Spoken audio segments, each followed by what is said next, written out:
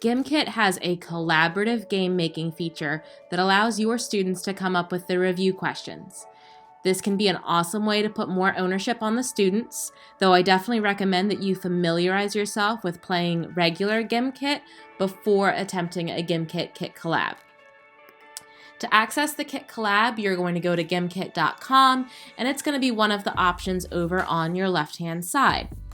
The first few steps of setting up a Gimkit Collab are exactly like setting up a traditional Gimkit. It's going to ask you to set up the settings of how long you want the game to last, whether you want it to be an individual game or a partner game, how much money you want the people to start off with, exactly like a normal Gimkit will. And then you're even going to share your game code exactly as you usually would. So the first few steps are going to be exactly like setting up a traditional Gimkit.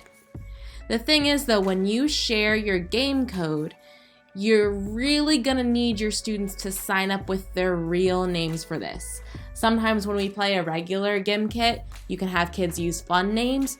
For this one, you're really going to want to make sure that they are giving their real names because they are submitting questions and answers to you. And if they submit something inappropriate, you want to know which kid submitted that inappropriate item. Also, I think it's less likely that students will submit inappropriate things knowing that their name is attached to it. If a kid doesn't follow the directions and they use some cutesy name instead of their real name, you can hover over their name as it pops up on the screen and click on it, and that will remove them from the game and force them to sign back in. When you start the game, you're not really starting a game. So that first time you hit that start game button, there's not going to be music, there's not going to be anything flashy. Instead, students are just submitting questions and possible answers. I would recommend during this part putting a timer up on the board and limiting the amount of time that students have to submit their questions. And I would tell students that they need to submit at least one question by the time the timer is up. If you don't have this kind of structure, I fear that this could turn into the Wild West and not the cute Will Smith kind, the bad kind, where kids are just kind of messing around and not taking things seriously, and your good kids are submitting tons of questions, and your other kids are just kind of hanging out, having a free-for-all. So here's what it'll look like from the student side of things. Once they add in the game code, they're going to have this screen pop up where they're going to type in their question, followed by the correct answer, and then 3 incorrect answers. This screen will come up immediately the second they type in their game code. So they don't have to wait for the rest of the class to join in order to start answering and writing questions. They can do that immediately. When they hit that submit button, this screen will pop up, and up in the top of that screen, there is an add another question button that they can press, which will bring them back to the question writing screen. From your end, you will see the game code, the number of players, but the best part is over on the right-hand side. You'll see every question and the answer choices that comes through, and you can choose whether you want to add that question into the game or reject it.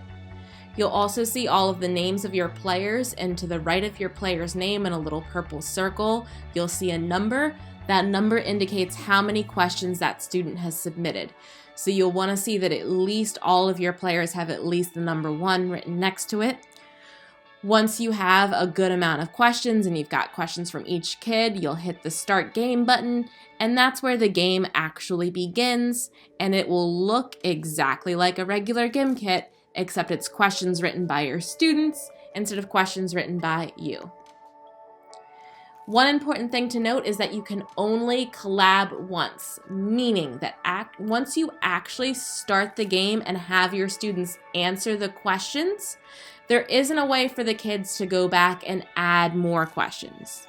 You, however, as the teacher, can go back, you can edit, you can add questions, but you can't post the game code back up and have your students contribute additional questions. So for instance, you wouldn't be able to have your 3-4 students add on to questions that your 1-2 already created, because once you've played the game with your 1-2, that is no longer editable by students.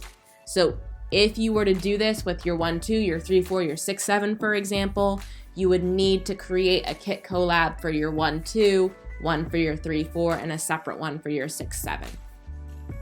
So that's how Gimkit Collab works. I think that this is a really awesome and exciting tool, and I hope that you have fun with it.